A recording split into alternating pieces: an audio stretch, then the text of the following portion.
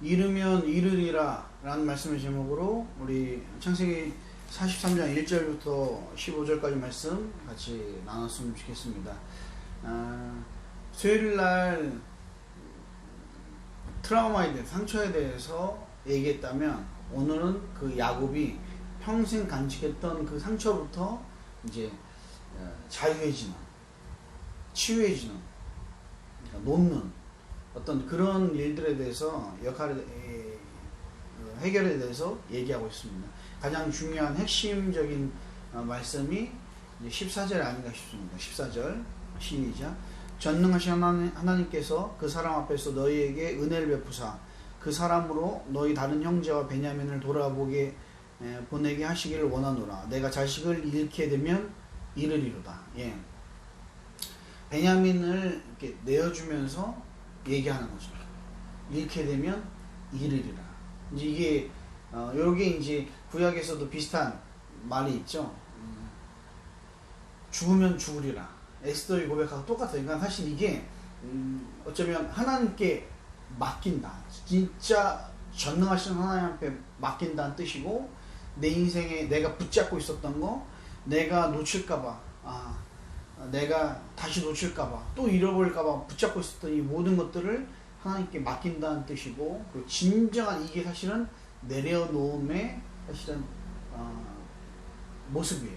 내려놓음에 대해서 좀 오해하는 게 있는데, 진정한 내려놓음 이런 겁니다. 내가 붙잡고 있었던 거, 내가 잃을까봐 내 거라고 생각했었던 거, 이거 하나님께 맡기면서 뭐라고 고백해요? 잃으면 이르리라. 잃게 되면 이르리라. 이렇게 하나님께 다 맡깁니다 라고 고백하는 거, 이게 내려놓음이고, 내려놓는 순간 뭐가 일어나요? 치유가 일어나잖아요. 내려놓는 순간 내가 치유가 일어나요. 내가 붙잡고 있으면 그것 때문에 내가 힘들고, 그것 때문에 내가 고통 속에 있고, 그것 때문에 내가 머리 빠지고, 내가 지금 그것 때문에 머리 빠지는, 아무튼 그것 때문에 어렵게 된단 말이에요. 바람 소원하기는 하나님께 맡기, 그리고 그걸 인하여서 진정한 치유를 경험하는, 그 트라우마로부터, 상처부터 완벽한 해결을 경험하는 저와 여러분 됐으면 좋겠습니다. 오늘 본문 말씀 통해서 한번 볼게요. 어차피 우리 인생은 사실 잃을 거 없는 인생이잖아요.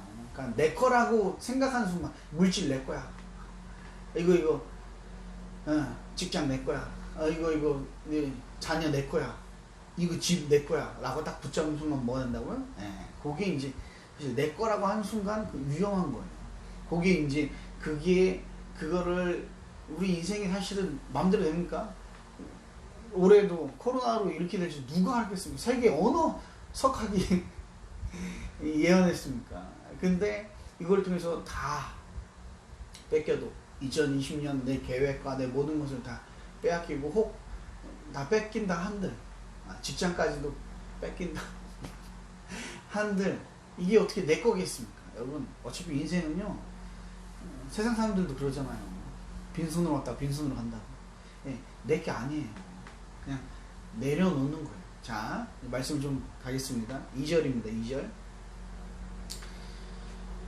그들이 애굽에서 가져온 곡식을 다 먹음에 그 아버지가 그들에게 이르되 다시 가서 우리를 위하여 양식을 조금 사오라. 애굽에서 가져온 게 다 먹었대요. 여기서 중요한 단어가 뭐냐면, 저는 조금이란 단어가 되게 중요하다는 거예요. 왜 중요해요? 이게 여러분, 그 뉘앙스, 그걸 되게 중요한데, 야, 양식 좀 사와라, 내려가지 않으면 우리 다 죽는다, 이게 42장의 모습이었어요. 그런데 벌써 성경에 이게 나오지만, 갔다 왔으면, 아버지가 고민 안 했으면 2번이나 왔다 갔다 했을 만한 시기예요. 근데도 계속 못 내려가게 고민하고 있어요. 왜? 다시 내려가면 베냐민을 데려가야 된다는 거. 그러니까 자신의 가장 아픈 부위를 내려놔, 이게 준비가 안 된 거죠. 이것 때문에 인생이 이렇게 딜레이 되는 거예요. 주변 사람들이 고생하는 거예요. 그대로 나오잖아요. 근데 그것 때문에 자기가 어쩔 수 없이 가장으로서, 이 집안의 족장으로서 얘기하는 거죠. 얘기할 때 뭐라고 해요? 마음이 너무 아프고 이게 힘드니까 최대한 늦추려고, 또 최대한 아닌 척 하려고 조금 사오라. 조금 사오면 어떡합니까? 조금 사오면 누구 코에 붙입니까? 지금 곡식이 없어서 죽겠는데 사올 때 많이 사오라고 해야지 어떻게 조금 사오라고 하는 거야. 이 조금 속에서 뭐가 발견되는 거예요? 예, 야곱의 심리 상태가 딱 보이는 거죠. 그래서 이 단어가 전 너무 재밌었고 너무 웃겼어요. 조금이라는 단어가. 이런 단어들 많이 보입니다. 이런 단어 살면서도 이게 많이 보입니다. 많이 보여요. 자, 그 다음 3, 4절 시작. 유다가 아버지에게 말하 이르되 그 사람이 우리에게 엄히 경고하여 이르되 너희 아우가 너희와 함께 오지 않냐면 너희가 내 얼굴 보지 못하리라 하였으니 아버지께서 우리 아우를 우리와 함께 보내시면 우리가 내려가서 아버지를 위하여 양식을 사려니와. 예. 이 지금 누가 얘기하는 거라고요? 유다. 루벤이 얘기한 건 CR도 안 막혀요. 그건 어제 말씀, 목요일날 말씀이었고 이제 유다가 얘기하는 거예요. 유다가 이제 아버지랑 얘기하는데 놀라운 거 뭐냐면 시몬 잡혀 있고요. 또 레이도 말 안 통하고 루벤도 말 통하고 오직 누가 말 통해요? 이게 키포인트예요. 요걸 또 보셔야 돼요. 야곱하고 유다하고 말 통해요. 왜 통할까요? 자,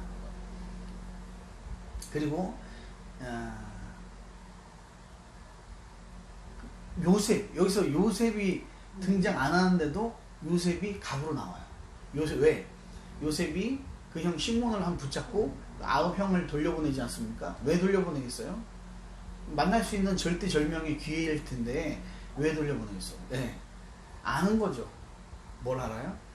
다시 돌아온다라는 걸 아는 거예요. 다시 돌아온다. 요셉은 분명히 알고 있어요. 지금 7년 흉년이기 때문에 7년 흉년의 한가운데이기 때문에 다시 돌아올 거라는 걸 알고 있어요. 그래서 예, 붙잡고 또 자기가 가족인 걸 안 밝히는 거죠. 그러니까 어쩌면 요셉은요 참 멋있는 것 같아요. 어린 나이죠. 이른 나이에 놓아줄 줄 알잖아요. 이게 붙잡는 게 아니라 이 기회 아니면 어떻게 해?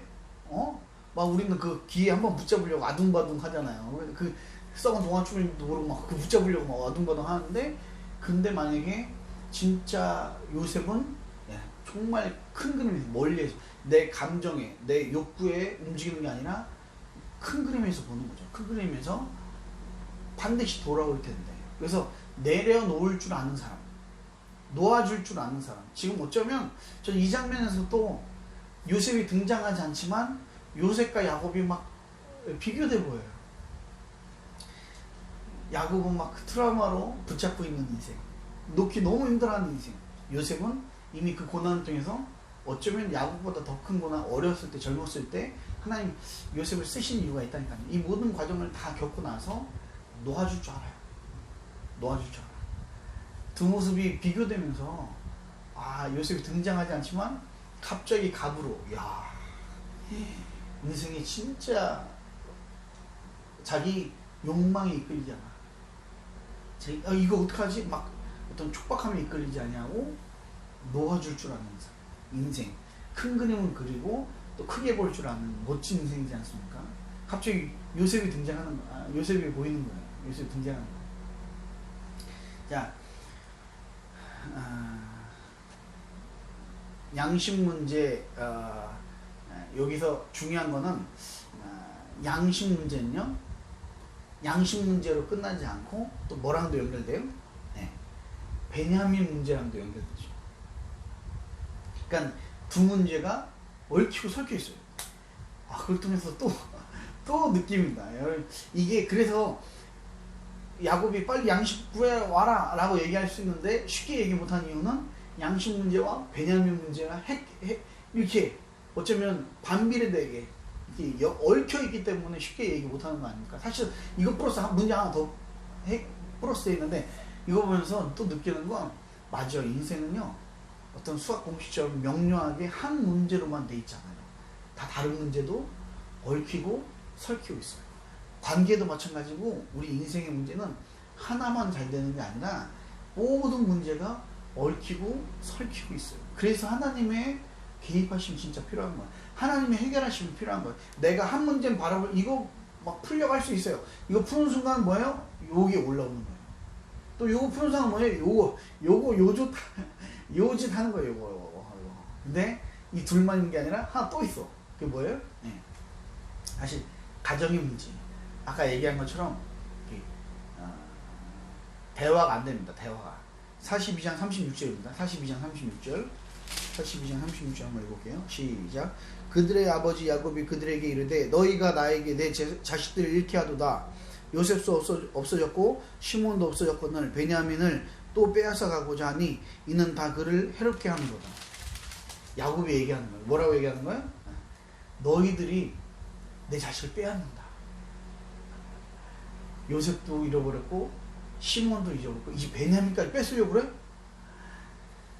사실 여기에 정말 이게 창세기는 특히 이 부분들은 정말 묵상하면 묵상할수록 정말 많은 것들이 들어있어.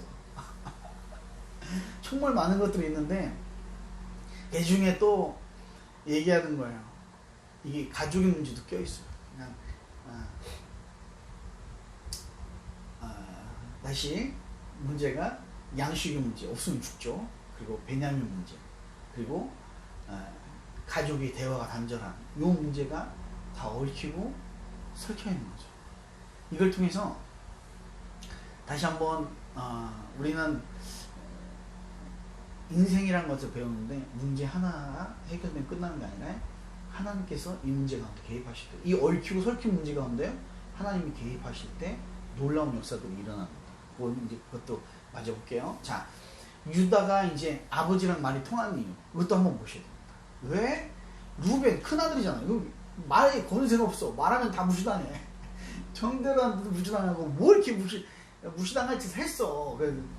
예전에 다뤘기 때문에 그냥 넘어가겠습니다. 그리고 다 말이 안 통하는데 유다하고만 말이 통해요. 왜 그럴까요?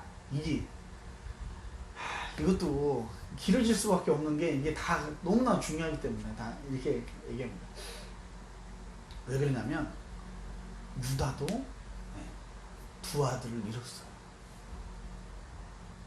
그게 어디 나와요? 창세기 38장이에요. 창세기 38장에 요셉이 끌려가고 나서 갑자기 38장에 막 이상한 장면이 나오는데 유다와 다말 사건, 막 며느리와 막 불륜이라고 해야 되나? 막 이상한 그런 사건이 나오는데 그냥 그게 나온 게 아니라 정말 필요 있어서 나오는데 그 속에 또 하나 담긴 의미가 뭐냐면 유다가 그 집에서 못 사는 거죠. 왜 못 살아요? 지금 요셉 잃어버리니까 집안 분위기가 엉망인 거죠. 엉망. 그리고 좀 전에 읽었던 42장 36절 통해서도 드러나지만 아버지는 누구 때문에 잃었다고 생각해요? 네. 이 아들들 때문에, 이 형제들 때문에 잃었다라고 밑바닥에 생각하고 있어요. 그러니까 그런 의심과 그런 배신감이 느껴지는 그런 어떤 가족에서 할 수 있겠습니까? 유다가 못 살고 뛰쳐나와요. 그리고 나서 그 가나안 수아라는 사람의 딸과 결혼해요. 그리고 나서 아이를 낳습니다. 세 아들 낳아요. 엘과 오난과 셀라. 네, 맞습니다. 엘과 오난과 셀라를 낳는데 며느리가 누구예요? 다말 며느리, 첫째가 죽고 오난이 자기가 아이를 가지면 형의 아이가 되니까 그 때문에 체외 사정을 하다가 이제 그것도 하나님 벌어서 죽어요. 그리고 그 다음에 셀라는 안 주는 거야, 유다가. 왜? 그리고 죽을까봐. 그래가지고 있었던 그래서 어떤 창기 만나서 그 사람이 다말이고 증거 내놓고 그래서 유다가 인정하고 그게 사실 내용이지 않습니까? 그런데 중요한 거는 그걸 통해서 유다가 경험하는 거죠. 뭘 경험했어요? 아들 둘 잃었잖아. 아들 둘 잃었잖아. 루벤은 오히려 내가 베냐민 못 데리고 오면 우리 아들 죽이고 이렇게 얘기한다. 아직은 경험 못 해본 사람이야. 유다는 아들 둘 사랑하는 첫째 아들과 둘째 아들 잃었잖아요. 그러니까 누구의 마음하고 만날 수 있어요? 네. 아버지 마음하고 만날 수 있는 거예요. 아버지 마음하고. 그건 유독 말이 통하는 사람은 야곱이야. 야곱하고 아버지하고 유다하고만 말이 통할 수 있어요. 바라고 소원하지만 이게 진정한 사실 내가 고난을 당할 때, 내가 힘듦을 당할 때 사실 내가 힘듦을 당해서 고난을 당해서 내 인생이 막히는 것 같지만, 나와 하나님 사이에서 단절되는 것 같지만, 아니요. 진짜 그 고난과 아픔을 통해서 뭐예요? 하나님께서 다른 통로를 열어주십니다. 더 넓은 대화의 창을 열어주시고요. 더 많은 사람들을 보이게 해주세요. 아, 이게 너무 귀한 거예요. 그치? 단절되는 게 아니라 더 넓어지는 겁니다. 그래서 이제 이런 일들이 있고요. 이제 여러 가지 상황 속에서 이제 아픈 가정사에서 드디어 이제 뭐 여러 가지 이게 얘기할 수 있지만 이제 야곱이 결단한 거죠. 예. 그러면서도 야곱의 반응이 되게 재밌습니다. 12절 너희 손에 갑절의 돈을 가지고 너희 자루 아귀에 도로 넣어져 있던 그 돈을 다시 가지고 가라. 혹 잘못이 있었을까 두렵도다. 예, 정말 누구 생각나냐면 옛날에 야곱이 에서 만났을 때 있지 않습니까? 야곱은 정말 그 인간 술수에 그 어떤 대인관계에 어떤 뇌물의 어떤 청탁이 아주 대가요.